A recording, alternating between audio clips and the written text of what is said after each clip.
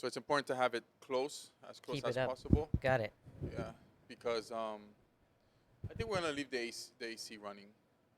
Yeah, so hopefully it doesn't pick up too much. Okay. But it's a directional mic, so if I turn this way and start talking, it cuts a bit. So hopefully we don't get too much background noise. But Sonny, yes, very happy you came down, man. Yeah, great to be here. Yeah, it was we met. Was it in June or July? That would have been in June. June, yeah. So we Yes. met while I did a project with the company I work for, CSP. We went to go shoot a yacht called Snowbird that was for sale. Yes. And has it been bought since we were there? Not yet, but Okay. they have some interest apparently. Some people Okay. have been around looking at it. Cool, because you mentioned the owner yesterday, so I wasn't sure if it was the new owner or if it was the same owner that has it currently listed. Same guy, poor Okay. guy. He's not poor obviously, but he's trying to get rid of that boat and it just keeps costing him money. Yeah, so that's something I really wanted to get, get more familiarized with. I've been around boats my whole life, so I grew up in Haiti. My grandfather had a boat, and a lot of people in Haiti have boats. A lot of nice boats over there, and Yeah. had the pleasure of being in quite a few interesting boats, but never a yacht like the one we're on that we shot on.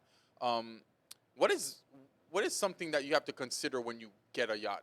Like in terms of like storing it. Obviously, you can't park these things at your house unless you have a mansion. Yeah. So, what are some of the things you have to go through when you have a boat like this and you have to maintain it on a I'm assuming on a port or something? Well, the bigger marinas like that, they charge by the foot, and it used to be only a couple of dollars a foot. Now I've heard some places are as high as $7 a foot to keep the You mean boat a there. foot like so if a boat is 100 feet long, Yep, $700. just to park the boat there? Yes, Wow. Okay. usually by the day too. Wow. Wow. Okay. Interesting. By the day. Wow. Okay. So, does the port manager supply the boat with the captain and the crew, or is that something that the owner has to do? Yeah, the hiring and the owner is usually done, or the captain is usually hired through the owner. Um, and in some cases, there's management companies and do hiring and placement for captains, but typically, especially if you have a more involved owner, they will interview and hire the captain themselves. Gotcha.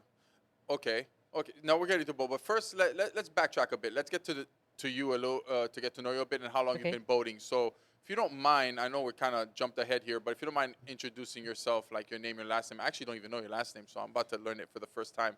But and where you're from originally? Are you from down here? Are you from up north? Yeah, my name is Sonny Parker, and I was actually born in Key West, Okay. so a little ways down the road from here. And I grew up pretty much in the Orlando area, Okay. and I went to school up there, and I've been working on boats since 2010. Okay. And by boats you mean like yachts or just any kind of boats? I've been in yachting since 2017. Okay. So what's the difference between yachting and a regular boat? Well, Is that- size besides the for size, one, besides the and the size, budget. how do you transition from one to the other? Do you have to go to a? Is there a boating school that you kind of have to go and learn the etiquettes of how to be on a proper boat or something? Or Sure, there's all sorts of different training programs and even maritime colleges where people go through and start just like a regular 4-year college, and they come out with their merchant mariners documents and all their credentials ready to go into the industry. okay, But typically, those people go on the commercial side. The jobs usually pay way better and usually have better benefits too. But it's just a different side. People are attracted to the yachting thing because it's fun. yeah, There's a good camaraderie. There's usually lots of good parties. It's been a little different for me because I got into it when I was already an adult, and it okay, wasn't 20 when I got into this. right. So in 2010, when you first got into boating, what got you into it? Like, why did you get into boating? Or what were you doing before you started boating? Did you have a career or something? Yeah, I was actually studying biology in school, Marine and biology or just general general biology biology? at UCF in Orlando there. So I kind of got over all my little entry level jobs and stuff, and I took a job down in the Keys as an animal trainer, working at a dolphin facility, and that's near Marathon.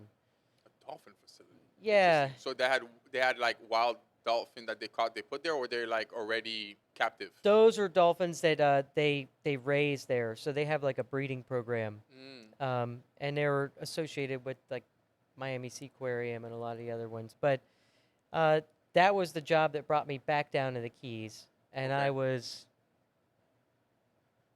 I don't know, 26, 27, something like that. Okay. And This is 2010, right? yeah, Okay. 2009, I think that was. Okay. So I didn't stay at that job very long. I Why, you started, feel bad for the animals or oh, something? um, a little bit, but mostly it was just because I started dating one of the other trainers, and it was like a huge mess. And I was like, I got to get out of here. Yeah, you don't date your coworkers, right? Yeah, I fell for that. Oh, at least you're not fucking the boss, so you're fine. Yeah, that could probably would have worked out better, except she didn't look good. The boss? Yeah, the boss Oh. didn't. But yeah, I was down there at that point, and I've been pretty lucky because we have family ties in Key West, obviously, and Mhm.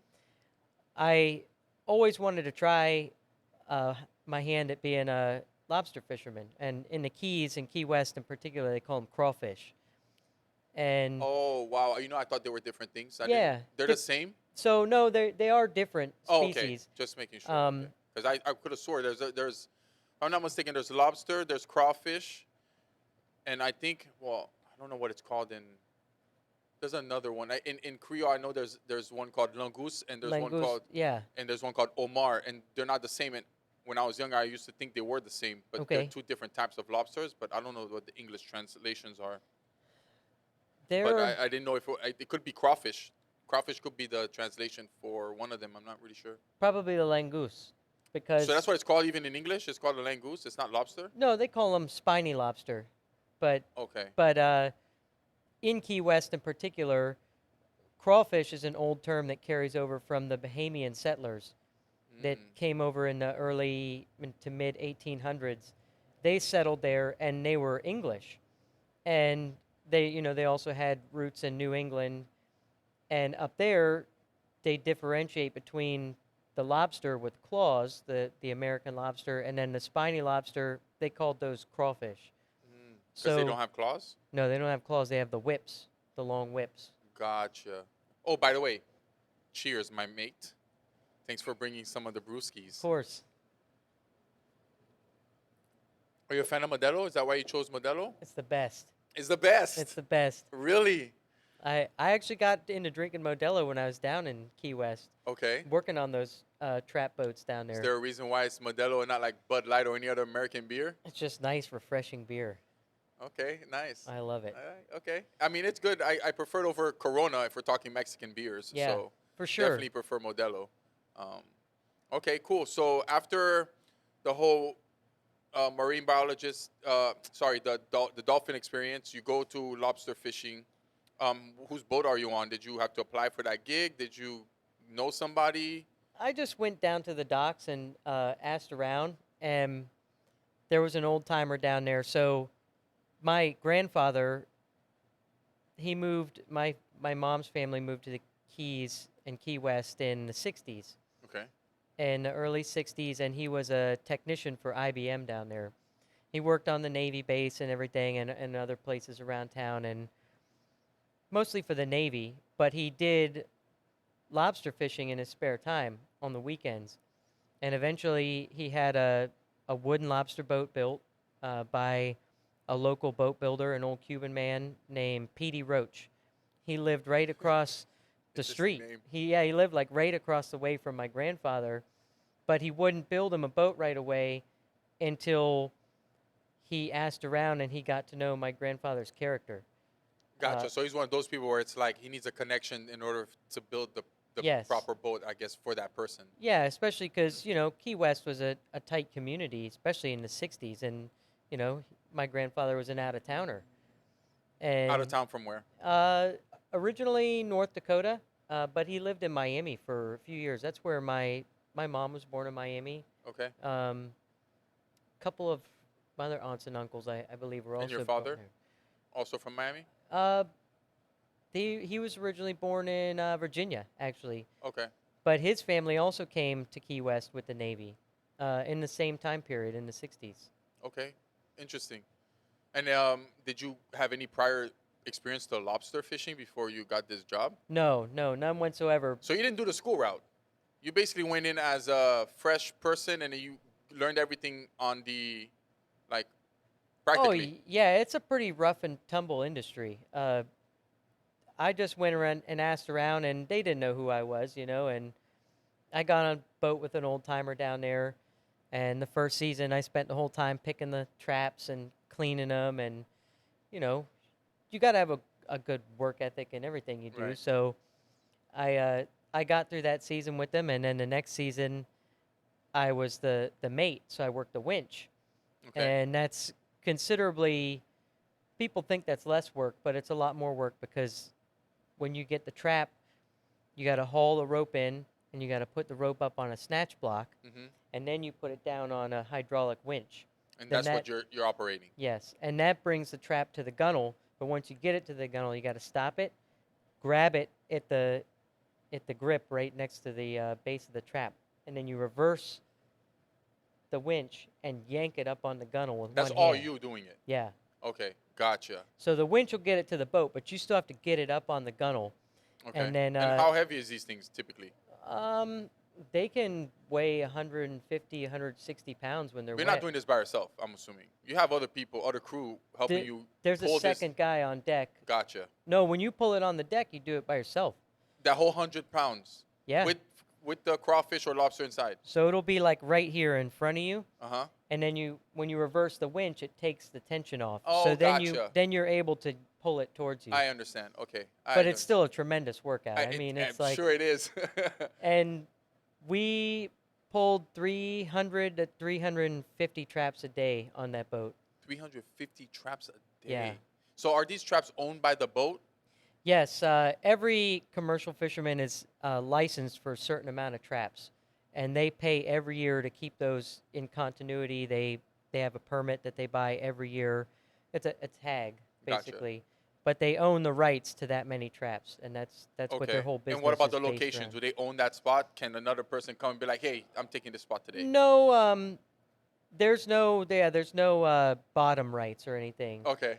but certain people fish in areas traditionally, and they kind of respect each other's um, certain turf Yeah, when I it got comes you. to that, but not always. And that's always a big argument in all kinds of fishing is people Yeah, getting on my working the turf like, same yo, grounds. this has been seeding my family for years. Like you're not taking my lobster spot. Yeah, So what's and a season? You mentioned a season. What how long is a season? so it's open for 8 months basically, from the beginning of August until the end of March.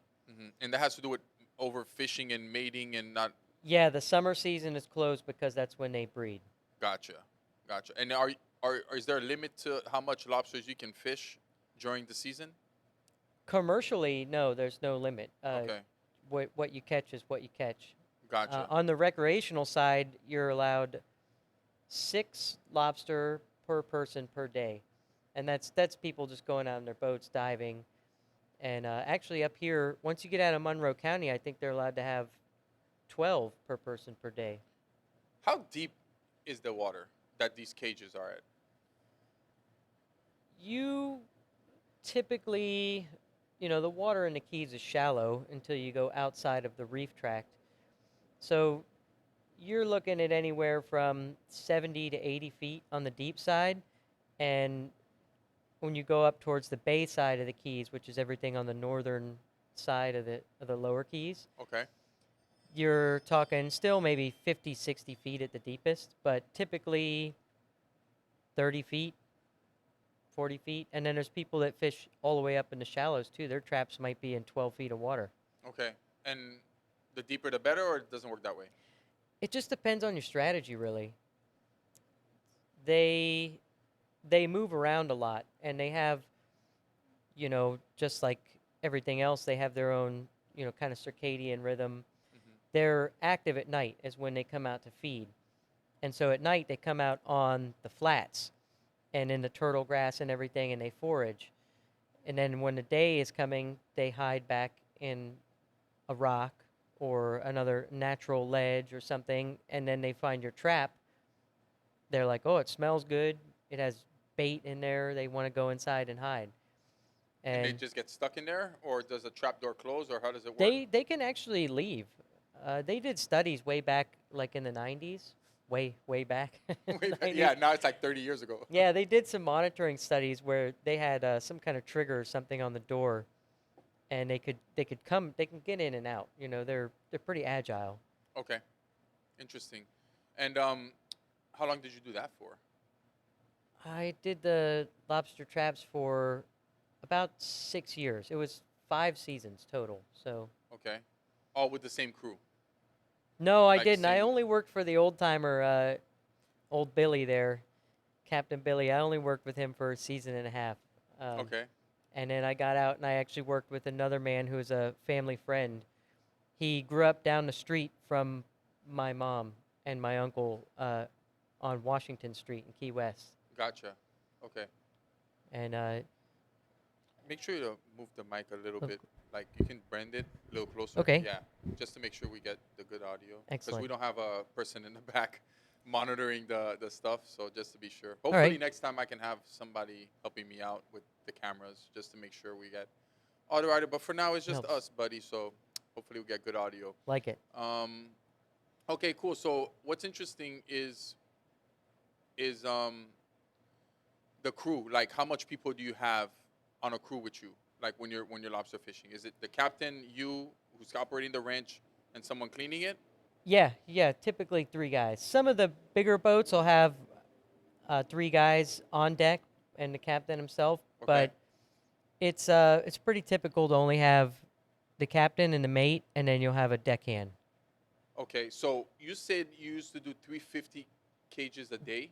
Yeah, Wow. How long does it take for you to do 350?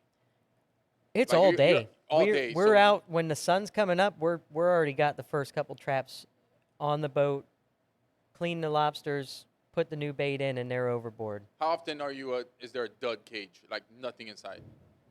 That I won't say it's random, but sometimes they fall in bad bottom. You Mm-hmm. know, if there's spots where there's like a silty bottom or something like that, they don't go in those areas. What does that mean? Silty bottom. So silty where it's fine mud or something like that, or like mucky sand. Oh, okay. Sometimes you get in a little hole or something down there where your trap settles in a bad place and they just won't go in. Gotcha. Sometimes you get a big, like a mutton snapper or something goes in the trap after a lobster, and they'll eat the lobster inside. Wait, what'd you call that thing? A mutton snapper. What is that? Another. It's a big fish. Oh, it's a Yeah, fish. it's a big snapper. They Oh, it's call them. oh, it's an actual. Okay, so it's like the snapper like we get at stores. Yeah, they call them. The Cuban name for them is pargo. Pargo. Interesting. Okay, so you left Billy. You're with the new crew now, Yeah, and are you still pulling 350 a day yeah, or more. or more?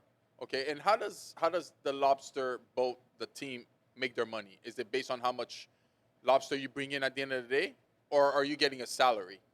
Yeah, when I was first started with Billy there, I was just getting a day pay, Day and rate? Okay. it wasn't much, and I was lucky to be able to get in with the next guy, Jeffrey, and he was a lot more traditional. So on his boat, we would work for a share of the catch, Oh, cool. and that Okay. was usually 25 to 30% of the profit that we made after we paid for the expenses of the trip. Okay. And can you give me a rough estimate of how much you can pull in on a day work? Well, it took us 5 days, sometimes 4 days. In the summer, you have longer hours, daylight. So we could do all the traps in 4 days. And we fished around 1,200 traps with Jeffrey. So 4 or 5 days of, actual workout pulling the gear. And you have a day on each end to get the boat ready. So you say you've got a week invested in your whole pull around cycle. And Gosh, back then on a couple of good pull arounds, we did really good, and we're getting $6,000 to $8,000 in some of those checks. But other times, you don't catch really good. You might only catch. We had one season in particular was pretty bad for us. Uh, we didn't just catch much in our zone, where we were fishing on that bottom. They just didn't come that way. All Gotcha. the lobster were inshore that year, Okay. and Do you guys have a cook on board? Even on no, those? No? So how do you guys eat? You guys just eat the lobster? not really. Usually everyone's tired of them by then.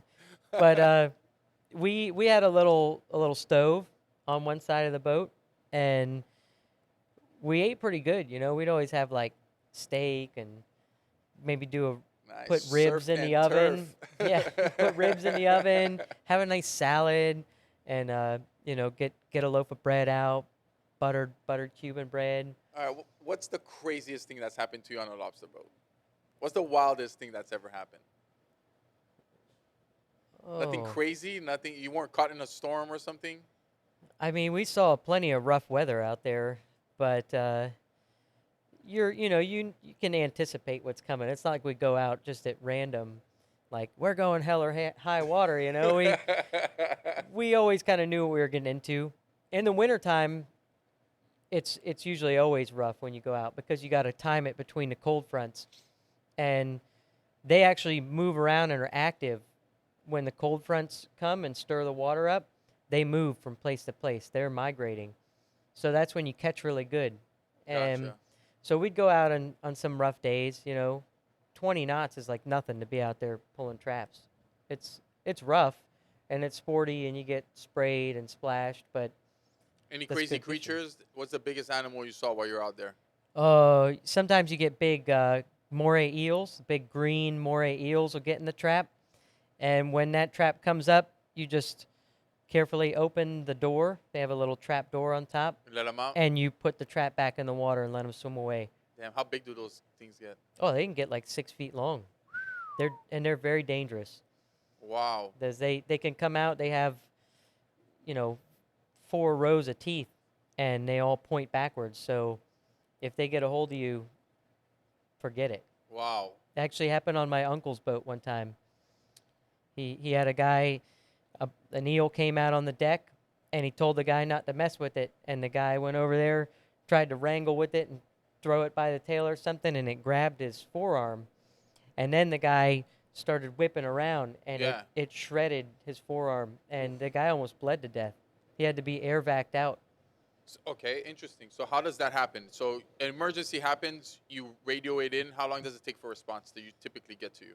Well, I don't know. That's a helicopter response, so you figure they've got a few minutes to get their crew out unless the helicopter's already on station somewhere, and then they have to get to the location. They got to drop a basket and a medic, hoist them back up, It feels like hours. Yeah. Yeah, that was a pretty lucky guy. Wow. He just wasn't very smart. So when you're getting on this boat for the first time and you've never done the job, what's some of the first things they make you do to get you acquainted with what the job you're about to do? Oh, well, when you come in as like the first guy, you gotta bait the traps. And they use salted cowhides for bait on pretty much every lobster boat down in the Keys. And it's kind of like half spoiled, it stinks. Sounds very Western. Sometimes it has like maggots in it. Oh my So God, yummy. yeah, so that's a nasty thing that you always got to work with. There's always some hurdle to overcome in the beginning of every new job, Yeah. and I was used to kind of off key stuff like that, so I was like, this is not really that bad. So what would you Yes. do on your off season? In the off season, when I was working with Jeffrey, because I was a full share crew member, you spend time in the summer repairing all the gear, all the traps. Okay. So the traps that are only a year or two old, you take those out and you repair them, and you put fresh boards where they need it. You put extra staples. You put the new permit tag on.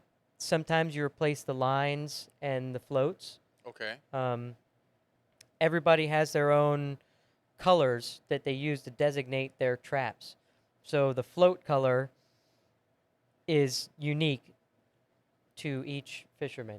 And you paint those, you get them all fresh and ready to go for the next season. Okay. So you've usually got 4 to 6 weeks of work to go into the trap yard every day and get your gear all prepped for the next season. Gotcha.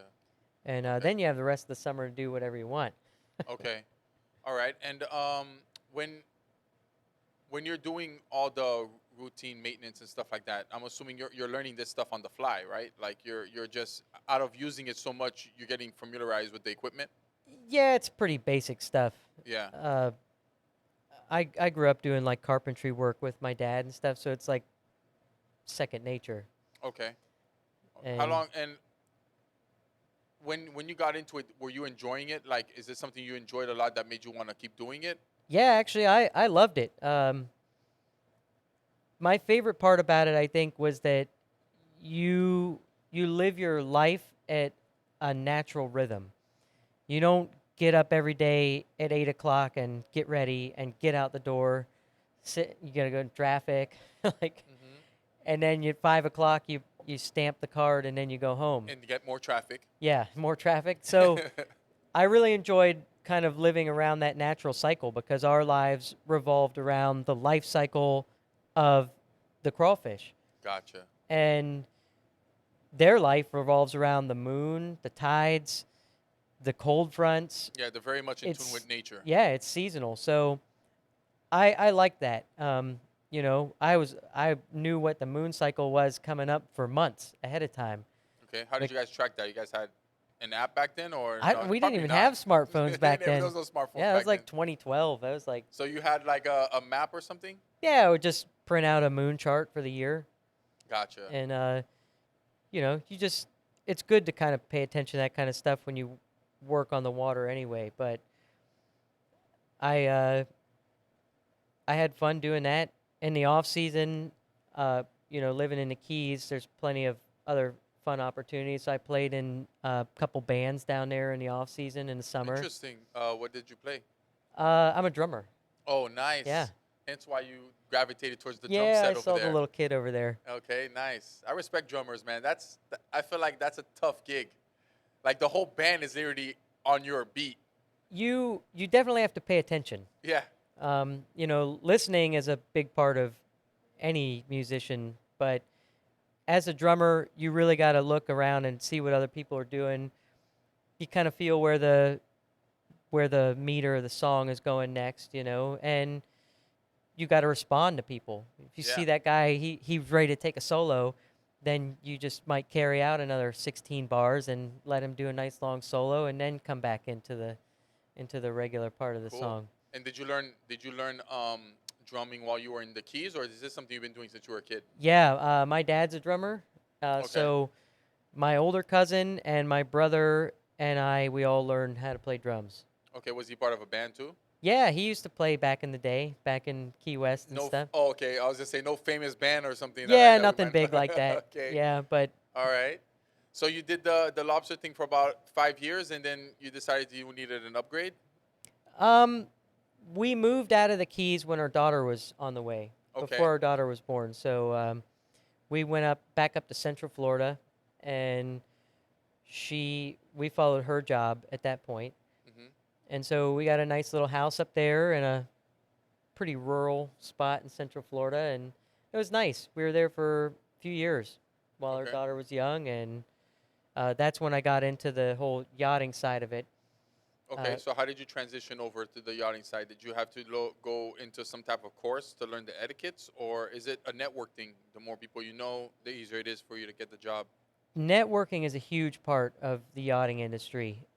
I think it's probably, I don't want to say a number, but a, a large portion of people get their next job from someone that they know who calls them up and says, "Hey, we need a mate, we need a deckhand, we need three more stewardesses." Like, and everyone knows everybody's pretty well connected. So It's like that in the film industry too. It's a lot of networking. yeah, Yeah, that's how you get the same crew work on multiple projects That's together. fun. It's the same thing, yeah.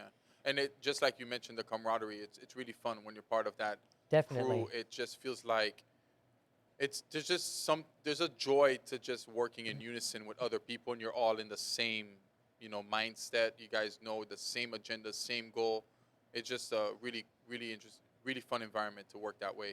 You Yeah. know, and I noticed that when we were on the boat, on the yacht, I noticed that you guys were like almost like a family. That, and it was super interesting to see that kind of like camaraderie, like you mentioned. Um, and that's why I was wondering, like when we were on there and I met the captain. It was really interesting. Like I didn't realize the captain's role on the boat is pretty much like a manager, where Yeah. he picks his crew that he knows that's going to be able to do the job based on the qualifications needed to uphold like a yacht versus like a regular 40-foot or something. Yeah. And I thought it was super interesting to see how. And what was the name of the gentleman? What comes after the captain? What's the next tier down? Oh, that's the mate, the first mate. The first mate. So the other gentleman that we met, the one that actually went to school, right? Yes, that's Josh. Yeah. So he's like the second person in charge if captain's not there, right? That's it. Okay. So can you get into a position like that straight out of school, or do you need experience? Do you have to go through the ropes, like how kind of like what you did, work your way up, or can you just be like, hey, I'm fresh out of school, I know all the shit I need to know, let's put me first mate? They usually have an entry level position, even in the commercial world, because there'll be other more senior people on the boat. They already hold that first mate, second mate, third officer. They have many more positions in the administrative side on the big commercial boats. Gotcha. But on yachts, some of the big boats that are 40, 50 meters, they might have a couple officers under the captain, and then a deck team with a bosun in charge of the deck team, and they are more compartmentalized on the larger boats like that. Okay. I mean, usually when you get above 40 or 50 meters, I mean there's 90-meter boats out there. Hmm.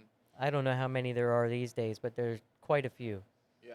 I mean, just when I went to that yard, the boats that are on that yard, man, Pretty my gosh, amazing. there's probably billions of dollars worth of boats just chilling there. Easily. Easy. That's just crazy to see that. I mean, it's still mind blowing. I had never been on a yacht before, but when that door opened and I saw the living room, I was like, bro, this is nicer than most apartments I've ever Oh been yeah. to. It's high And class. it's It's multiple fantastic. stories. It's pretty crazy. So on these boats, like the boat you're on now, the crew has its own deck, right? Yeah, we have a crew section that's up forward, and that's where it is on most of the boats. Some of the boats actually have a crew area that's all the way aft at the rear part of the ship. Hmm. Uh, but pretty much all the ones I've been on, it's always up in the forward part of the ship. Okay. So how did you get into the yachting that you got into? Did you go through the schooling or did you network? I got pretty lucky again, actually. Another family friend Okay. who he grew up down the street from my mom and my uncle as well. In the Keys. Yeah, in Key West. Okay. So he grew up a block this way, and the man I worked with on the lobster boat, he grew up a block the other direction. Hmm. And that's Jamie, Captain Jamie, that you met on Snowbird. Oh, so that's how far back you know him. Yeah, him and my uncle have been friends since they were like little kids. Oh, interesting. Okay, cool. And Jamie actually lived in the Keys when I was down there. So we had a few fun projects that we did together, and we used to hang out all the time. And when he knew that I was back up in Central Florida, he's like, "Well, I got a big boat that I'm working on. Why don't you come over and try doing some yacht stuff?" Okay. So that was the Buck Passer. That was 2017. It was a beautiful all aluminum, real classic looking motor yacht. Very Okay. nice. How big was that yacht? 120. Meters? Yeah. No. Feet? Feet. I was gonna say Yeah. because I'm in America. I'm not very good with my meters. Yeah. Right. Yes. 120 120 feet. footer. Okay, so the one you're on now, for context, how big is the one you're on now? 128. Oh, so it wasn't. Oh, so it's not that much. Yeah. It Not. looks way bigger in person. It's a very spacious boat. It's beamy, which it refers to the width of it, and it has Okay. a lot of internal volume, Okay. Interesting. which is what they refer to as gross tonnage. It's a measurement not actually of the weight of the vessel, it's the displacement. So it's more of measurement of the internal volume of the boat. Like how much it can hold or type of thing? Like how much space? Sort of, yeah. Okay. Okay. You know what? That's an interesting question. I never understood. How much weight can you put on a boat before it starts to like start to go down? Well, it depends on how the weight is distributed. Because, Obviously. But let's yeah, say best case scenario, we're stacking things right in the middle. well, if they're in the middle and down low, you keep your center of gravity down low, and you actually you have a bunch of different calculations that they use to measure stability. Okay. Um, but the two probably most important ones are your center of gravity and your center of buoyancy. So those change depending on how the boat is Gotcha. laden.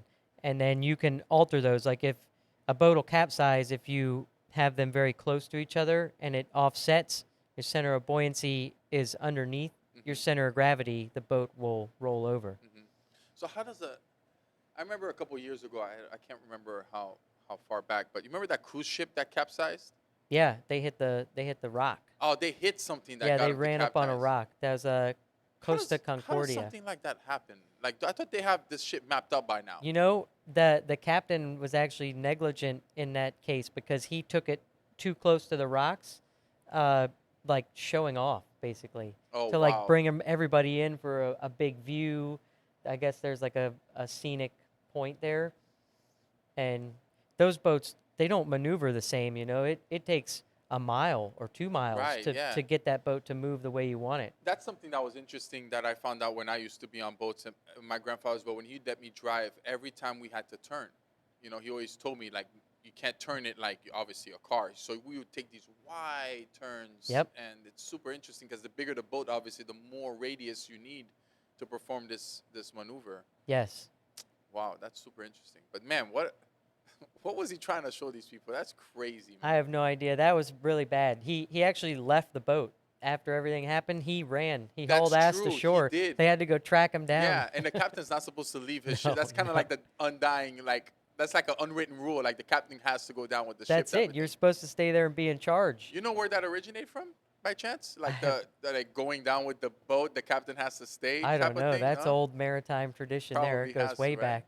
Damn, probably back in the pirate times. Well, I mean, you assume ultimate responsibility for Right. not just the safety of the vessel, but more importantly, the people on board. Obviously, yeah. And that's the weighty thing about being a captain. So yeah, there's a lot of like management and paperwork and rigmarole, but ultimately it's the safety of the people on board that Yeah. really matters. Especially when you're on a cruise ship that has like 2,000 Yeah. people on there. Like that's ridiculous to And take a chance like that. And I don't even remember if there were casualties, but I don't think there was. But man, how irresponsible was this guy? that was bad. Yeah, that was super bad. Okay, so now you're on this boat. Your homeboy hooked you up. What's your first job? You're at the bottom of the barrel here, or are you just Washing the boat, yeah, same thing. You come in, washing the boat. I did a lot of engine room work because Jamie actually he has a big time like unlimited engineer's license as well as his big captain's license. what does So that mean? so Engineering license. you can typically go two different routes when you're coming into like a merchant mariner situation or any kind of offshore certification. Your engineering side deals with the propulsion plant of the boat and all of the systems that maintain, the safety and running of Hmm. the vessel. And then your deck department is the captain, the officers, and the deckhands. They're in charge of getting the boat safely from one place to the other, doing the navigation, berthing, maneuvering. That's the main role of the deck department. Okay, and you were part of the deck department. Yes, well, both actually, Okay. because I got right in working with Jamie since he's an engineer and he knew that I was mechanically inclined. He put me in the engine room right away. Mm. I did a lot of projects cleaning out the bilges. The bilges in the engine room, especially, they get full of all sorts of debris. They're not accessible all the time. So once you have all the deck plates up, you find all kinds of crap down there. Mm. So What is the deck plate? deck plate's just a metal plate that sits on top of the framework Hmm. in the engine room because you have empty space underneath where all the pipes, the plumbing, electrical runs, all of that is underneath the deck. Typically, you have it in other places overhead as well, but yeah, you usually want to get all that up and out of the way, especially when you're in a shipyard environment, which Yeah. is where I started. You ever have to do any work outside the boat, like in terms of maintenance? Yeah, Like the part tip, that's usually submerged underwater, is there some type of maintenance that has to be done over there? oh, of course. On smaller boats and stuff like that, you have your your cutlass bearings, which support the shaft and the struts where the propeller is and all that. Hmm. That always has to be kept up. Bearings have to be replaced. You have bearings in the rudder stocks and packing glands that keep the water from coming back into the boat. All that stuff has to be maintained. Uh, This is tip, daily routine you're talking about here, or no, no? typically you want to have the boat hauled out at least once a year, and sometimes you just get away with an inspection, and you say, okay, this looks good. You tighten the packing glands and stuff like that, and make sure everything's watertight still. Okay. But other boats like Snowbird was just out of the water, up on the hard, as they call it, What's it called? and up on the hard. Up on the hard. Yeah, that's when That's you're up on the big stands, like all the boats you saw in oh, you LMC. mean when they're actually out of the water? Yes. So you're Gotcha. you're up on stands, you're supported. That's when you go and you Damn, what does that machine look repaint the like? Holy bottom. hell! How did they lift the whole yacht out of the water? It's got to Oh, be. that's It's a crane. the travel lift. It's a big rectangular machine. It has wheels on each side and it has big slings that connect underneath the boat, and then it hoists it up. Wow. And that's foolproof. That boat ain't falling off. Well, it can happen, but they're very good at it. And I mean, you got to figure there's that much money riding on the line. Right? They're pretty careful And about they it. have, and I'm pretty sure they're responsible if something happens on Oh, of of course, the yeah. boat. Damn, that's crazy. And that's something I'm sure that's provided by the port, right? Yeah, wherever your shipyard is, that's their That's main why it's called service. Yeah. shipyard. It's Yeah. not called a port. So Yeah. the port is where you take the boat in if you're going into like another country or an island or something. Yes, a port is kind of a general term. It's any place that you bring a boat or a ship into a safe harbor. Okay. And now we have big commercial ships that dock at the big container ship ports, but anywhere that you have commercial or recreational boat traffic, you could consider a port. Gotcha. And what are some of the flags that I see on boats? What do they represent? Sometimes I see country flags. Is that where the boat is originated from, or what does the flags mean? Those are the flags of registry, and when you get to a big boat of that size, you can have the boat registered under the flag of a different nation. And what that means is there are certain benefits that apply to each flag state, Hmm. and the vessel falls under the law jurisdiction of that particular flag. Okay. So some have more rigorous safety standards, and you have to do yearly or sometimes bi-yearly inspections for safety regulations. There's manning requirements. You have to have a certain amount of people on board, certain amount of people watch standing duties. Hours of rest are very well set out. And then other flag states have almost no oversight, where they're like, okay, you paid us this amount of money. Now your flag can be insured by so and so. Okay. Your boat can travel to these ports, but it's better to have some of the better registry states like Cayman Islands, which is Okay. Snowbird. Marshall Islands is another one. But the snowbird also has a U.S. flag on it. Why? That is the courtesy flag.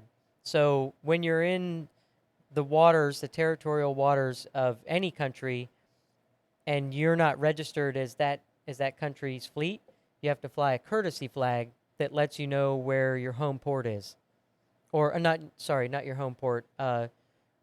It's just a sign of respect, and that is also a very old nautical custom. Mm. It's actually used to be considered an act of war, it was a malicious act to cruise through the territorial waters of another country without flying a courtesy flag. Oh, okay, wow. It's like this douchebag thinks he can come here and not Yeah. show our flag. Gonna Yes. sink him. Basically, it's there's a lot of old traditions like that. And Is there a benefit to going to the Cayman Islands to get your boat registered versus like the U.S. or something? yeah, yeah, there's certain tax benefits or one of the big ones that the owners go for, but when you have a well documented flag state, it allows you to enter the waters of other countries easier because they know that there's a certain standard of lawfulness on Right. board the boat. So you clear ports easier coming into a foreign port like that. They're like, okay, Cayman Island flags, let's see all your documentation, pay for the cruising permit, you're good to go. Okay. Some of the other ones, if you were flying under some other less reputable flag, they'd probably come aboard, do an inspection. They want to take a look, make sure you're not pumping out oil and, Yeah, not polluting all kinds of waste stuff. overboard. So, And I noticed too that sometimes you have the name of the boat, and then it could be like Bal Harbor, Florida, or yes. something. And what does that mean? Is that where the boat was built? No, it's just the home port. It's just something that you designate when you set up the name of a Hmm. boat along with your flag state. You designate a home port, So the and home port is not going to be the same flag as like the um, the Cayman Islands, for example, yeah, where you it have the will flag. be within the flag state. Okay, so wherever you have that main flag is also going to be written on the boat Yes. underneath the name of the boat. Okay, interesting. All right, that's cool. Okay, so let me ask you this now. How often do you have to take the boat out? Like when like in your case, Snowbird is a boat that's for sale. How often does a boat that's for sale goes out? Can you go out without the owner being present? Like the captain can just be like, "Hey, we need to stretch the legs a bit. It's been docked too long." Can he just? I mean, yeah, How that's much free reign does the captain actually have? well, that's not outside of the realm of possibility. Within you know, being prudent. Yes, you do want to exercise the machinery, and you don't want it to sit at the dock for too long. Sometimes you can just fire up equipment and have it run while you're still at the dock, but usually you have an agenda or a schedule that you're following. So a lot of boats go up to New England and further north for the summer. With the owner, or Usually the owner flies in and meets the boat, but some owners like to travel on board. You know, okay, so owner's like, I'm going to New England. Meet me over there. yeah. How long does it take? Usually. Well, the boats that I've been on are all like 10, 11 knot boats. They're displacement holes, so they just cruise along. Uh, that typically takes about 4.5 or 5 days Okay. to get all the way up in one shot from Fort Lauderdale to Newport. And the boat doesn't dock at all the whole time. So the captain is, and then I'm assuming first officer is they're driving the boat Yeah, because everyone. captain has to rest. I'm assuming at one point, and then there's no Yes, autopilot, right? you take. So you set up a watch schedule, and you'll have at least two people on watch together, and are supposed to have two people. That's a law. And how much crew is there usually, typically on a boat of that size? That's 120 feet. 5, maybe 6. No And no cooks. no, you can have chefs on board. Okay. It just depends on how much the owner uses the boat or if the boat's set up in a charter situation. And typically when you're taking a long passage like that, you'll bring a couple extra people to fill the watch schedule up. And it helps kind of break up the monotony too because you have a little bit extra camaraderie and Right. For sure. little flavor to the boat. So that is for me the best part about the job is getting underway on a long passage like that. Mm.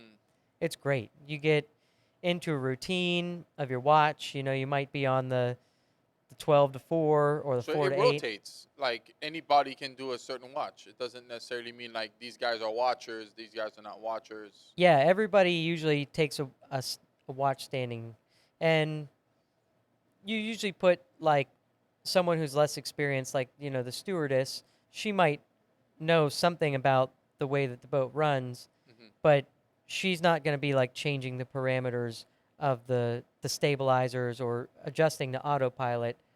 But it's someone else to be there with you and help you keep an eye out, Hmm. because you're always supposed to be looking out for other boats, especially at night. Someone who's watching the radar and keeping up with all that. Okay. How much of the crew is mechanically inclined to work on the engine if something goes wrong? It depends. The big boats will have usually at least 2 engineers. On the boats that I've run on, it's usually just one. And But you hopefully, fall under that category too, right? yes. Okay. Yes, I was the solo engineer on the last boat, which was same size, 120-foot Fed ship. That's the aluminum one that No, James. that was Buck Passer. Is that the name of the boat? That was the first boat that I worked on with Jamie. Okay, so Jamie brought you in on Bug Passer. Yes. I thought that was a something else you mentioned when you brought Yeah. when you said. I thought that was like some lingo. Yeah. Yeah. No, I didn't know that was the name of the boat. So you had that one, and then you went to a different one before Snowbird. Yeah, a couple different ones, and Oh, the okay, the all with one Jamie. not all with Jamie actually. The last one I was on was with another captain, and that was Lady Victoria. Okay. So, Beautiful boat, really oh, nice. that's the name of the boat. That's the boat, yeah, Lady Victoria. I thought that was for some reason. I thought the captain was called Lady Victoria. How many female captains are there? I feel like that. There's more and more female captains out there all the time. I mean, it's obviously it's a male-dominated industry, Yeah, it always especially in the seemed that way. captain's position. Yeah, it always seemed that way. But there are more and more women coming up and making it known that yeah, we can do this too. I don't Like, see why not. yeah, I mean, exactly. yeah. I mean, they can pretty much do everything we can. So I don't see the problem, unless you have to Definitely. lift 100,000 pounds where you need more than one person. But other than that, I feel like jobs are equality, so you can do whatever you want. Like, Yeah. all right, interesting. So, curious thing for me now is when you are on these voyages, what's daily life like for you guys? Like, I'm assuming you have to constantly be doing something, but I would also assume that you can catch up on things and you're kind of like chilling on the boat. Yeah. Or does that not really happen? Are you always rubbing something or On polishing something? on passages, a typical schedule is a 4-hour watch, and then you'll have the next 8 hours off. And you need to rest up and be ready for your next watch in 8 hours. But I definitely go around, take a look through the engine room. If I have something small to do, I'll do that. But I also spend a lot of time out on deck. I bring my camera out, take pictures of the seascape, Mhm. interesting birds that live out at sea, follow the boat. So Interesting. yeah, it's nice to be able to just enjoy the passage. Even if you just spend an hour out on deck, take a nap in the sun or something, Mm. it's nice.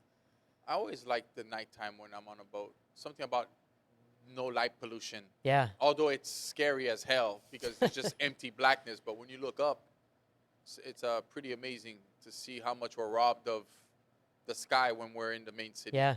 It's amazing that for all of human existence, they had this connection to the night sky, Hmm. and you know, thousands of years of storytelling and tradition, and now you only see a couple bright stars even in the suburban And environment. if they're stars, they could be satellites. There's Yeah, so many exactly. satellites up there now. It's like it can fool You anyone. see more of those than stars in a lot of places. Yeah. You ever been on the west side, like Aurea Borealis? You ever seen the? No, I haven't been far enough north or south in latitude to see the aurora, but we did have some pretty fantastic cruising on another job that I did with Jamie. We came from San Diego down through the Panama Canal and then back up here to Fort Lauderdale, and that was 17 days total underway, and we had 11 days from San Diego to Panama, Hmm. and that was just amazing at night, especially down off of Central America. 17 days straight.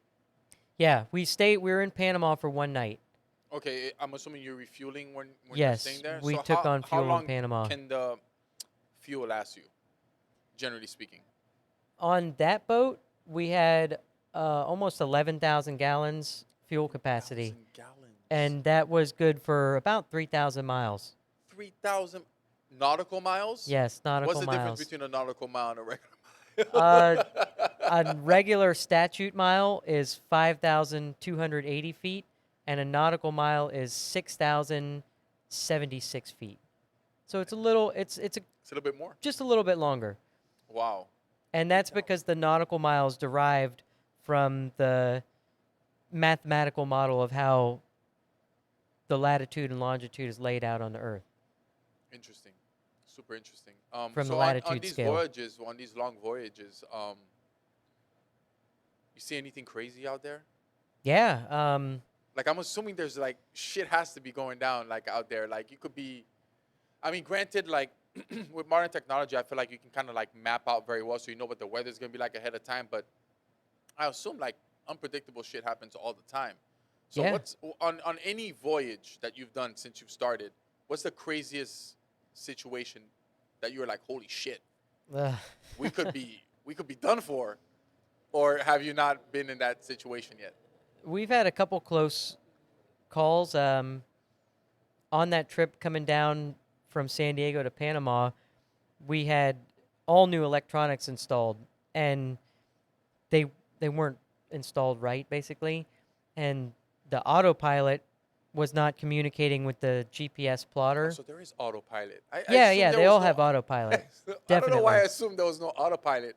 I feel like you'd never leave something like that up to chance when there's could be anything. Could be a rogue wave. Could be a whale just stumbles across you, and it's like Yeah. I I Well, would that just is a big risk, and that's part of the situation that I'm describing is that the autopilot was being controlled by the GPS, and the GPS kept losing its signal, and it would turn the boat like 45 degrees. Like all of a sudden, the boat would just turn, deviate from course.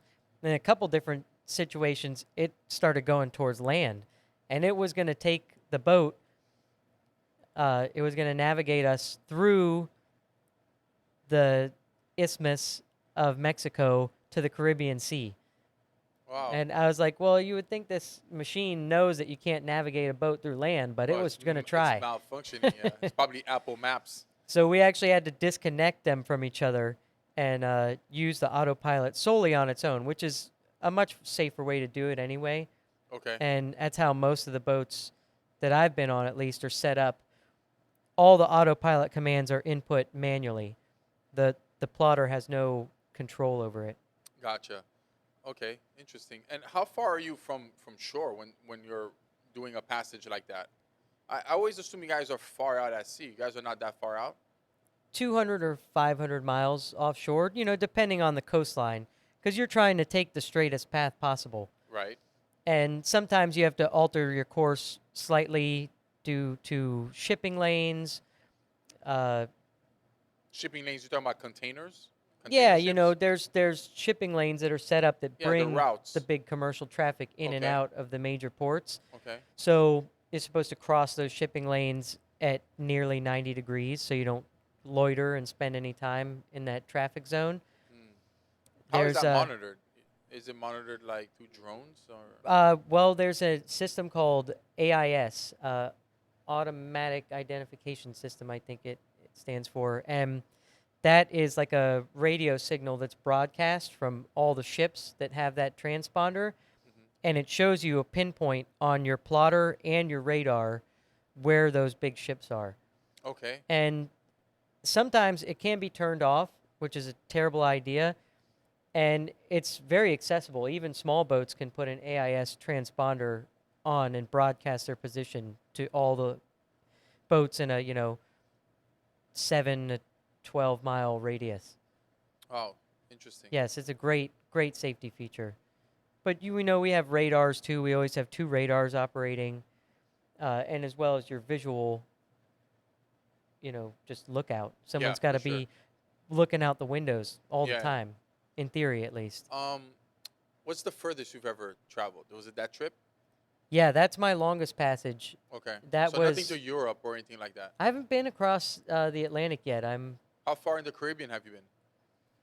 all the boats that I've done are pretty much East Coast. So But nothing it's to like. been Bahamas and up to New England. Okay. Yeah, that's kind of been my like niche in the last 6 years. Okay. All right. And I'm assuming the same thing for Jamie as well, right? Yeah, I've worked on these American flag boats. Jamie's been obviously in the industry a lot longer, and he was on some boats back in the day that did a lot of traveling. He's been everywhere through Alaska, through the Oh, Caribbean. nice. Yeah, he's So you he's definitely put the miles. yeah he's got a lot of stories. Okay. So where do you see yourself in this career? How you plan on being in it much longer? You plan on getting your own lobster boat and doing your own thing, or? I do miss the autonomy of the lobster boat side of it, but I'll actually be probably testing for my 200-ton captain's license. I'd probably take the test next summer, and then I need to build up a little more sea time before they'll actually give me the license. To be a captain? Yeah, for a 200-ton license. So the captain's license go in steps depending on your experience and the tonnage of the vessels that you've been on board. So give me some examples in layman's terms. A 200 ton is how much? Is what size boat? Is it the one the like, snowbird? A little smaller than Snowbird. I think Snowbird is 296 tons or something, Okay. but it's a very, voluminous boat, so it has a higher tonnage. Okay. Something like Buckpasser was only 8 feet shorter, but it was narrower and it didn't have as many, levels to it. I think Buckpasser was 230, 236, something like that. Okay. So that would put me in that range of something that's 80, 90 to 110, depending on the build of the boat. Gotcha. So once you get this license, how many different tonnage license? How many times can you go up? Is it 500, Oh, yeah, 600? it goes up. So you have like 100, 200, 500. From 500, it jumps to 1600. Those I'm assuming And are then containers, container boats. oh, those are unlimited. That's an unlimited class license, which is like when you've been on huge commercial ships offshore and you put all the time, and there's a lot of training that goes with it too. You have to do certification courses that allow you to basically tick boxes off in your experience, and those allow you to move your license up to that level. What's some of the things that you have to train for that you get tested on to become a captain of a 200-ton vessel? 200-ton, there's going to be some stability questions about the way. Questionnaires. Yeah, Like, yeah, you test for so everything. it's not like anything practical. It's all based off like books and Yeah, looking there's at. no like you drive a boat around and show It's not a anybody. driving test. That's what I told a friend of mine is taking his captain's course right now, and I was like, it has almost nothing to do with running a boat. Oh my gosh. It's all Okay. about regulations, Okay. safety protocols, the the lawful operation of the vessel. You do have sections on navigation, especially. A big part of the test that people struggle with initially is the lights. So at night, all you can see is a red or a green, white, yellow, and you have to look at this little cluster of lights on the horizon and be able to tell which direction that vessel's heading. If that's a front, or If yeah, yeah, if they're that's a front. towing, how Okay. long the tow is, the size of the ship. It all is coded in the way the lights are laid out. So what do the lights represent? Can you break it down for me? Yeah, Like what the lights colors mean? I mean, the basic ones are, so you have your port side is a red light, and that shows from this side all the way up forward. Okay. I think it's 12 and a half degrees abaft of the beam, which means like a little behind. So if you're coming up from behind a boat, all you'll see is his white light, his stern light. If you're coming from any other angle from the side or from the You can see forward, the red light. you'll see the red, or if you're on his starboard side, you'll see the green light. Okay. So that gives you the directionality. And then there's other ones. There's yellow lights for your towing and stuff like that, and different configurations of those tell you how long the tow is. Hmm. And if the tow is of a Wait, certain is it like size, Morse code or something? no, they Oh, stay on all the time. okay. So how can you tell what size toe you have? So there'll be like two or three in sequence for a long tow, and then if you have a big object that's being towed like a barge, it'll have its own set of lights on it. Gotcha. It'll have the directional port and starboard, red and green, and it'll also have a stern light on it Okay. to mark the size of the tow because You people know what cut I it always short. wondered? Like, why is it called starboard? Ah, I there is a story behind that. I couldn't be able to tell you off the top of my head, but all these words go back, and I think actually there's a story about the British Navy changed port. It used to be like learboard or something. It was a different word, but it was confusing. So they just made it as different as possible. Port is short and simple, and starboard is like the old traditional word. Interesting. You'd make it. It would make it seem like that's where you'd see the stars for some Yeah. reason. It's called starboard, but the sky is like all around you. So that just doesn't make sense. Why they just say that's the right side of the boat? Yeah. That's the left side of the boat. When you're talking about like lingo Yeah. and being able to communicate with people on a film Yeah. set, it's the It's same the way on same a thing. boat. Yeah. It's You the same have to thing. They all know. have their own little words for things. Like Yeah, that's not called something. It's called it's this very instead. specific. Yeah. That's super interesting. Okay. So for example, the captain that's on the Snowbird, for example, what license does he have? A 300 ton? Sorry, 500 ton. Jamie's is 33,000, 3,000 ton, So all oceans. Jamie was the captain on the boat that we were on, Yeah, but the oh, I didn't realize that was his name. The person that was upstairs that we interviewed, I thought was the captain. yeah, it's That's his Jamie. name, Jamie. Yeah, So the other gentleman that's from Bahamas, what's his name? that's Josh. Josh. Oh, I mistook Jamie for Josh. Yeah, Okay, I mistook Jamie for Josh. That's what I thought you were talking there you about the go. whole time. I thought you were talking about Josh. Okay, so Jamie, the gentleman that's upstairs, I'll tell you this. When I walked into the, what's it called? The room with all the room where you drive the boat, the cockpit, The bridge. the bridge. How impressive is that room? It's fantastic. I It mean, there's a is. lot of There's a technology lot of packed in there. shit happening in there, but man, does it look like? It looks like I went into the future when I walked in there. It didn't look like anything I expected. Like compared to what I came. I mean, granted, my grandfather's boat was a Chris Craft. I Okay, think about 40 feet. cool. Think it was from the 80s, bro. Like we had Exactly. none of the shit that's on yours with the look like you had like a 3D view of your boat in the radar and everything. Man, that looks intense. My grandfather used to drive his boat with a compass and his RPMs. So he knew he was traveling a certain speed based on his engine RPMs, and he could time that direction or his heading and his speed, and that would give him the time that he was going to arrive at his trap lines. Okay, And the nice. stars too. Yeah, It's easy when you're out there to kind of get a reference star. yeah. You And start to familiarize yourself with the stars and yeah. where they are and what part of the year you're in too.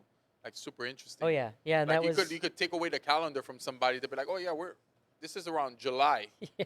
It's pretty interesting, like the way they map the sky to be able to tell you like, well, I don't know if the zodiac's system is what helps people determine It's that, but I'm assuming back then they didn't even have like Cancer, Libra, or any of these things. But back then when they were charting maps, I think yeah. they were just going based off like patterns, and I can't imagine the person that sat there every single day looking at the sky, seeing if it changed at all throughout Yeah. the year, and then be like, "Oh, this star is not here today; it's there today," and it's like Well, pretty that's crazy. just going back to that Yeah, connection it's that all they the way had. back. Yeah, They looked at it every night, yeah, and they were actually very mathematically precise back then. yeah. Like the origins of our modern zodiac, they go all the way back. They actually predate the Greeks and go all the way back to like Persian and Sumerian culture. Mm. We're some of the first to really lay down the basic stars that we use in our modern zodiac and Gotcha. the mythologies associated with them. And of Okay. course, now we are super precise about it. And that's actually a test I'll be taking probably next summer too, is my celestial navigation test. What does that look like? Uh, Do they have you go it's out in the middle of the night? It's like No, actually, they don't. I don't think they make you take any shots. It's their problems basically. So they'll tell you you took this reading at this time and this date. So you have to look up all the corresponding information in the book. And what you're doing is you're measuring the angle from a star to the horizon. But what okay. you really want is the distance of the star to the zenith. That's the point directly overhead. So you're So that's like subtracting. right above you is what's called Yes. the zenith. Yes. Interesting. So you measure the angle to the horizon, and then you get that subtraction, you get that value. Then you have to apply a series of corrections for atmospheric refraction, the date. There's a whole series that you go through, and that gives you a line of position that you plot on a map. And then Okay. you typically want 2 or 3 lines of position to give you an estimate of where you are at sea. Okay. So does the captain is the captain hired by the owner or by the shipyard? It'll be through the owner typically, but Okay. there are management companies that place captains in different Okay. roles depending on what they need. So when you get your captain license, do you have to join this type? Do you need to find like an agent or management or something that helps you get jobs as captains on boats? It's helpful, but not necessarily. Okay, again, it's probably networking. Again, yes, it comes back to the So networking Jamie will aspect. probably hook you up with your first boat. Be like, hey, you looking to captain? Do you want to Yeah, it's captain like, this hey, boat? I got a great spot for you over here. You'll like this. Okay. So how long is the captain's job for on the boat?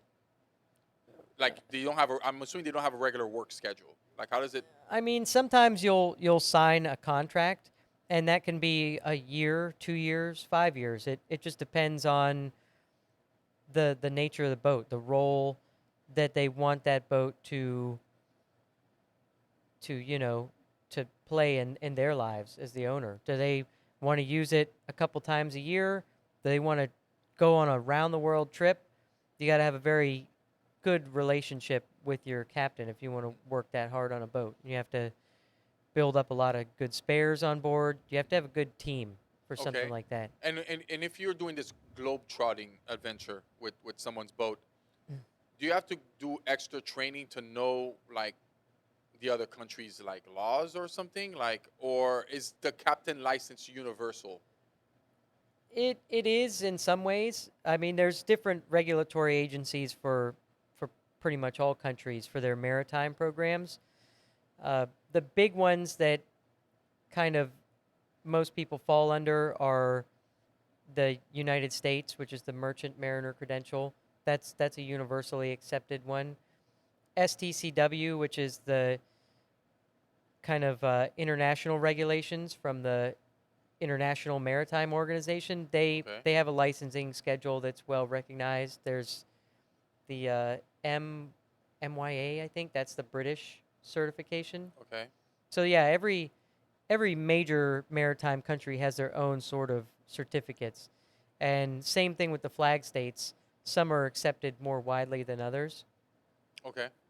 but it really all boils down to professionalism. Like, look at that guy on the Costa Concordia cruise ship. Right. He was licensed for all kinds of stuff. He was probably Still fucked up. pretty well respected for Yeah. some avenues, but he made a big So how mistake. different do you think it is captaining a boat like a cruise ship versus a yacht? Is it? Oh, it's way different. Yeah, There's it's like is it as different as a semi truck to a car? yeah, even more so because it's so much more stratification and organization. I mean, at that level, the captain doesn't really drive the boat. He's the head manager. He's signing off all the papers. There's a ton of regulatory just Hmm. accoutrement that just falls with that. So Okay. at that level, it's mostly a desk job. Wow. Okay. And but with you guys, the captain is the one piloting the vessel. Yeah, yeah. I mean, but you always kind of you should be training the other people on the boat to be able to handle a boat. Like I've driven all these boats with Jamie offshore, in the channels. Usually the captain brings it on and off the dock because that's where he's really paid to be on Yeah, the wheel. gotcha. And most of the time these days it's a joystick. It's Wow. not like you're up there with It's like a the PlayStation big wooden controller, wheel. like Ocean Gate. Oh my Yeah, God, you some saw of that them are shit? tiny little controllers. You saw that Ocean Gate thing with the people that went in the submersible. Oh, You had to geez. have heard about that. Yes, yes, yes. Yeah, I did this see guy had that. a PlayStation 2 controller as the thing to guide the vessel. Yeah. You know, I saw a whole video on why that the Ocean Gate imploded, Okay, and it was because of its hull was made out of carbon fiber. carbon fiber. Yeah, Yeah. yeah. Typically they They use tried to titanium. they tried to save some weight with carbon fiber, although carbon fiber is super strong, but not at those depths. Yeah, You and know. carbon fiber. You know, it's a composite material. It has laminations between it. When you Yeah. start to separate, Yeah, it's like it weakens. interwoven little. Yeah, it's very intricate little things. Yeah, I can't imagine why these billionaires would have built something like this. You would not seek professional advice from people. Be like, hey, how do I properly do this and not kill like 5 people? I mean, a lot of these guys were billionaires in the Yeah, boat. Like, it's crazy. That's how you die. Like you make this fortune and that's how you go out. It's pretty crazy.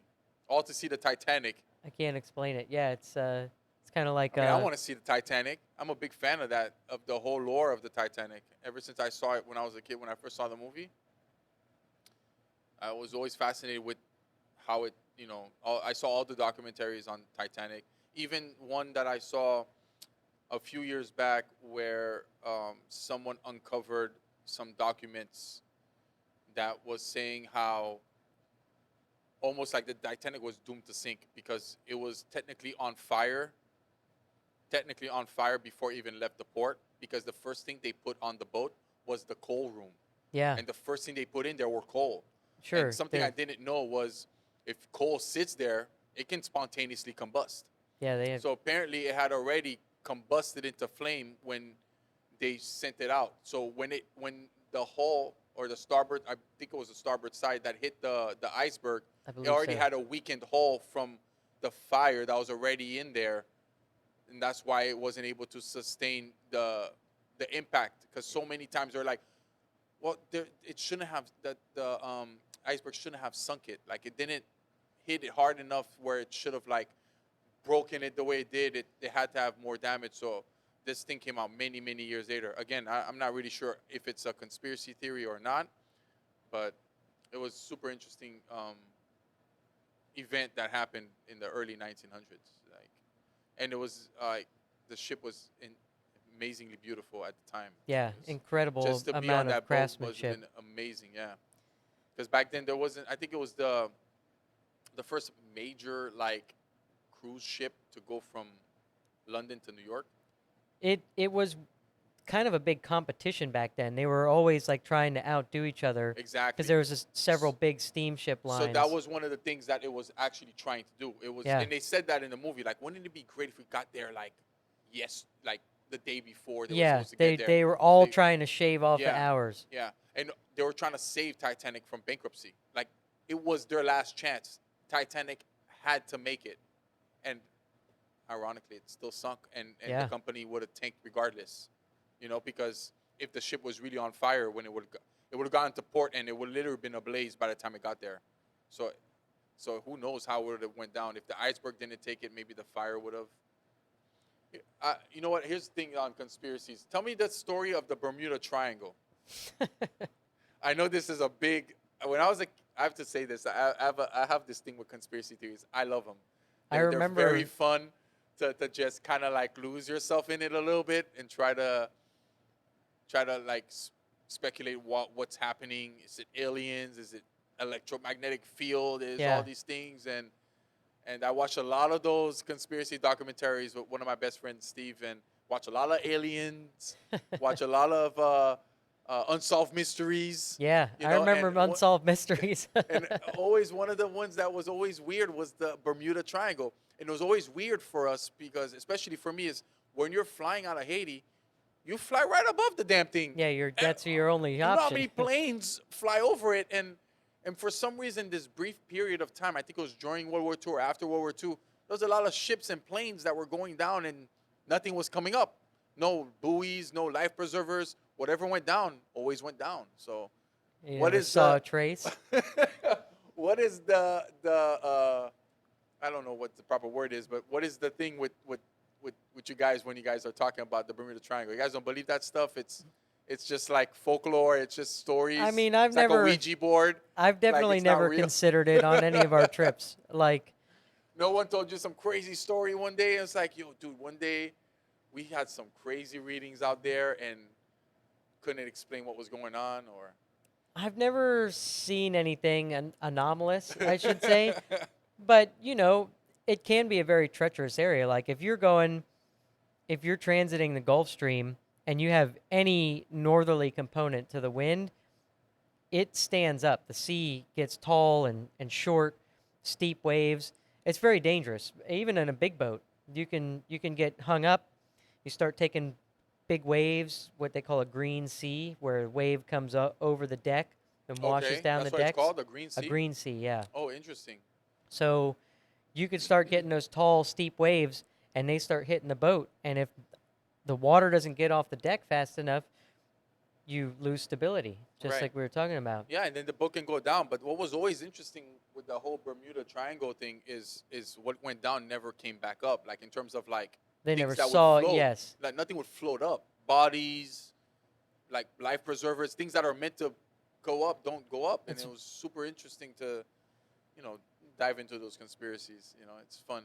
That is why they label all of the elements that belong on the boat, the life vest, the lifeboats, the life rings, and really they call that appurtenances. And anything that is an appurtenance of the vessel is like a legal entity, and it is considered property of the vessel, like Gotcha. almost like it was an individual. Right. Gotcha. Okay. Interesting. Yeah. So let me ask you this: you personally, do you watch a lot of movies, like a lot of boating movies? Like, is there a specific one that you like that kind of does the job justice? Uh, Not really. I don't watch movies very often. Um, What do you do on your free time when you're not tending to your boat? What's your uh, free time consist of I besides pick up drinking trash. Modelo's? Yeah, I pick up trash on the beach, Oh yeah, you told me and that. and drink You know Modelo's. what? Tell me about your little trash picking adventures. Yeah. Like that's I found that very fascinating that is something that you just do on your free time. So tell me about how it started. When did you start doing that? It actually started the same time that I moved back to the Keys in about 2009. So, when we were kids, we used to go to the beach and go snorkeling and diving and stuff Hmm. in Key West. And I guess my parents kind of instilled that in us because if there was somebody that left their beer cans or something on the beach, my parents would go over and pick them up and throw them away. Sure. Just keep it nice. Yeah. So I guess maybe that set in for us. And when I moved back to the Keys, you get it's just a absurd amount of plastic that comes from the Gulf Stream, and the wind and the currents bring it all, and it catches in the Keys, Hmm. either on the beaches. There's not many beaches in the lower Keys, but the beaches and the mangroves trap all of this Sure. Yeah. plastic I can debris. understand with the mangroves. It just gets tangled in there. Oh, of course, yeah, and almost never leaves. Yeah. No, there's no way for it to leave. So, I was in my spare time off of the boat. I'm exploring or I'm at the beach. And I'm like, look at how bad this is. Like, it was just ridiculous. And I just couldn't walk past it anymore. And I became so interested in it that I would bring everything I picked up back home with me. And I'd shake it all out on a tarp. And I was sorting it and analyzing it, trying to understand more about it myself. Okay, so because this is trash that's already washed up on shore, or you're talking about going into the water no, too? this is the stuff that's come ashore. Okay. Because so much of it, the majority of it comes from the rest of the Caribbean, So you're picking bottles Mexico. from Mexico, Bahamas, Yeah, Dominican, Haiti, yeah, Haiti, like those especially those plastic Juma bottles, Jimex. Jumex, yeah, Jumex, Yeah, like that's the crazy. um, so much of it comes from Haiti too, which is really sad because Yeah, I know they don't have the infrastructure in we do place to not. handle that. I mean, it's bad over there. Yeah, Like when I was living over there, like there was so much trash inside the sewage system and where the canals of the water used to evaporate. Whenever it would rain, that's why there was a lot of mudslides. That's why every time it rained in Haiti, if it rained for more than 2 hours, sometimes it wouldn't even rain in the city. If it rained in the mountains, that water is coming down at such speed and velocity. It's taking everything with it. And the amount of trash that it would just, I don't know where it would end up, but it would just end up probably in the ocean in the somewhere. ocean. Probably because there's not a lot of flat land. It's a lot of incline. So I'm just imagining it just all going down all the way till it gets down to the beach. And yeah, there is absolutely no infrastructure to contaminate or even control that at all.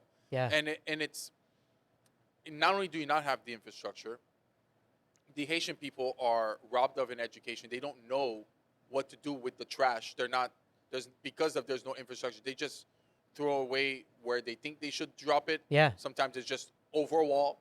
Sometimes it's over a small bridge into what used to be a river, but it's now yeah. dried up. Which becomes a river when it starts to rain. It just washes up all the Takes trash. everything away. And or they would burn it. That's something that's super common too. Is they would burn it. But yeah, that doesn't surprise me at all that you get trash from all the Caribbean. I mean, how big is that trash island off the Pacific? Well, It's the fucking monstrous. yeah, It's the huge. area itself of the gyre is enormous, Is that what it's and called?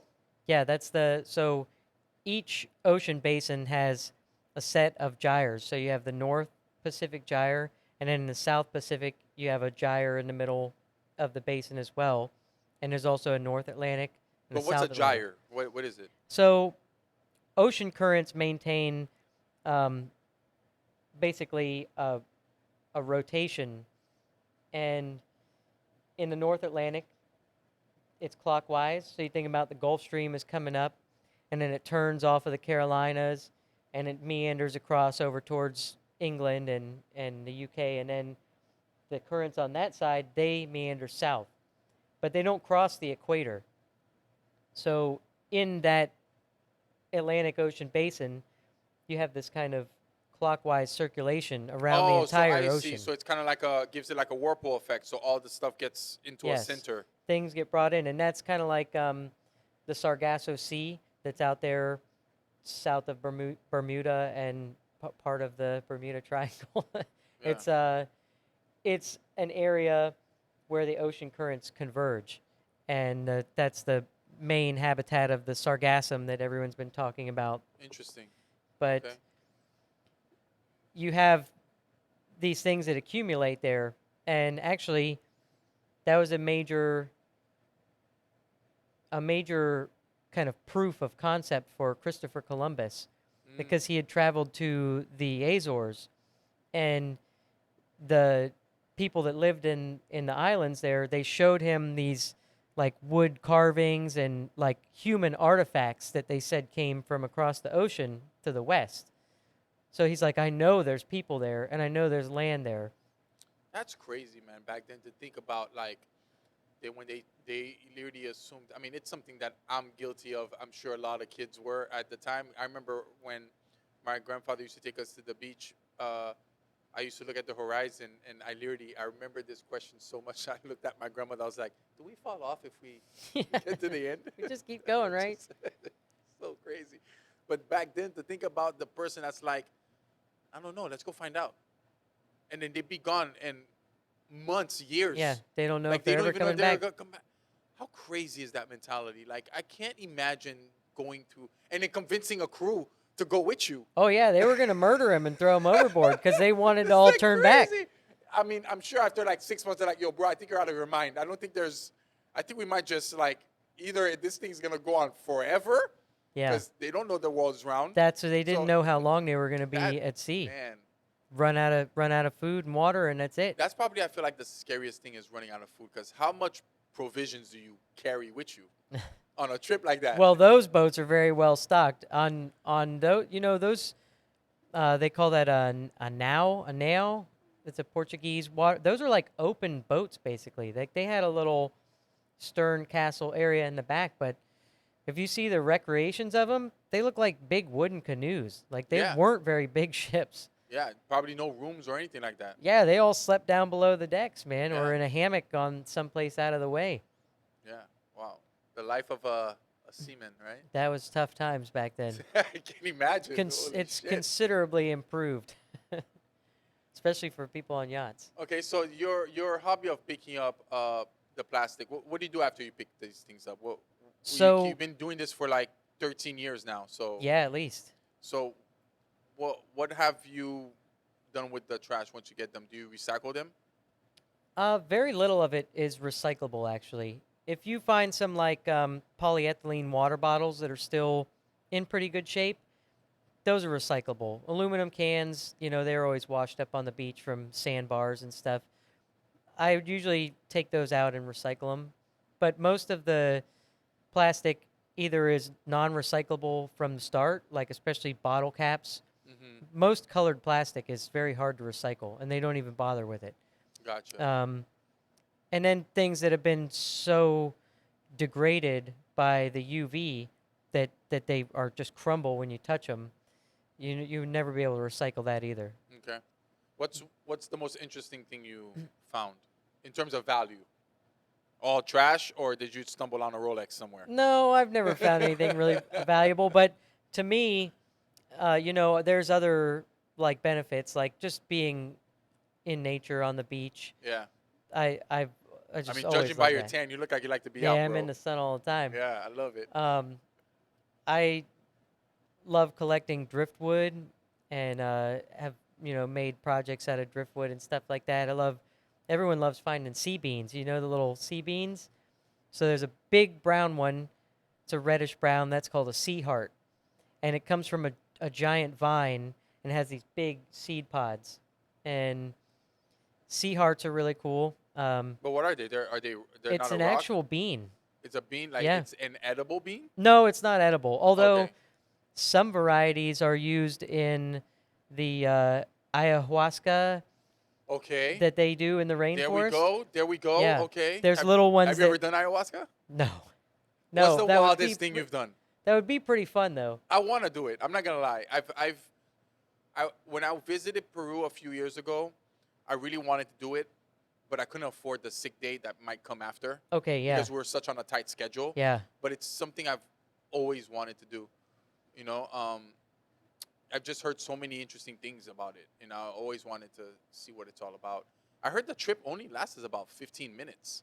What comes after is what most people don't like. Is there's a lot of throwing up, and Yeah. because it's a detox. So not only are you detoxing all the toxins in your body while you're regurgitating everything you just did the past who knows how long, Yeah. but you're also like it's a mental detox. Some people claim they see God. Some people claim they see what they're meant to do in life. I Interesting. met a very interesting person. I'm actually trying to get him to come on the podcast. I met him at a farmer's market. Okay. His name is Mr. Mushroom, Yeah. all right? But he's not Mr. Mushroom. He told me Mr. Mushroom told him to open a mushroom stand. Awesome. And it was on one of these trips because he had no idea what he was doing with his life. He literally did one of these trips. I don't know if it was a mushroom or if it was ayahuasca. And then he's like, Mr. Mushroom came to him and said, you need to open a mushroom shop. You need to study mushroom. This is your thing. He literally did that. He said when he woke up the next day, he maxed out his cards and bought everything he needed to start farming mushrooms. And that's what he does. That's pretty awesome. Pretty freaking amazing. And I'm trying to get him to come on to see if I can get him to come tell me the story. That'll be just fun. More. I Yeah, can't wait to just see that one. Super fun. But yeah, man, this was a Those- very fun conversation, man. I really appreciate you coming down. I know it was hell of a drive to come down here. Yeah, but that's but- South Florida. Yeah, it's just, man, South Florida is on another level when it comes to the traffic. Yeah. Like every highway is jam packed around rush hour. So I really appreciate you coming down and doing the effort and bringing the Modelos, of course. Of course. Yeah. So Thank you, Sonny. And maybe I'll have you come back on after you get your captain's license and see what Yeah, that's like. yeah, I'll See be how long. around. Well, what is Sonny short for something, or is that really your name? Short for Edison. Edison. Yes. Edison Parker. Yep. Okay, that's what it says on your license. Edison Parker Jr. So Sonny is okay. So you're a junior. So Yeah, I've been called Sonny since I was a little baby. My okay, grandparents thought Edison was too formal. I've literally been called that since I was born. awesome, awesome. Well, thank you so much for coming out, man. I really appreciate it. Yeah, thanks for having me, man. It was All very right. fun. Goodbye, everybody. Thank you. Take care. I think that was good. Thank you for tuning in to the Oliver Stone Podcast, Safe Journeys Across the Stars.